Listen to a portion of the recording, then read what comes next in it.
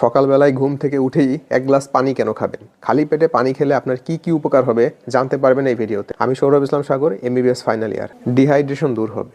সকালে ঘুম থেকে ওঠার পরে আমাদের শরীর ডিহাইড্রেটেড থাকে। প্রায় 6 থেকে 8 ঘন্টা আমরা কোনো রকমের কোনো পানি খাই না। এই সময় আমাদের বডি সব থেকে বেশি যেটা দরকার সেটা হচ্ছে পানি। তাই সকালে খালি পেটে উঠে যদি এক গ্লাস পানি খান তাহলে কিন্তু আপনার এই ডিহাইড্রেশন দূর হবে। তাছাড়া খালি পেটে আপনি যদি পানি খান তাহলে আপনার পেটের নাড়াচাড়া বাড়বে, অর্থাৎ আপনার যে পৌষ্টিক নালী আছে সেটার পেরিস্টালসিস বাড়বে। ফলে আপনার পায়খানা ক্লিয়ার হবে, কোষ্ঠকাঠিন্য দূর হবে এবং হজম শক্তিও বাড়বে। ইউরোপিয়ান জার্নাল অফ নিউট্রিশনের রিপোর্ট অনুযায়ী পর্যাপ্ত পরিমাণে পানি খেলে সেটা আমাদের হজম শক্তি এবং বাউল মুভমেন্টকে উন্নত করে।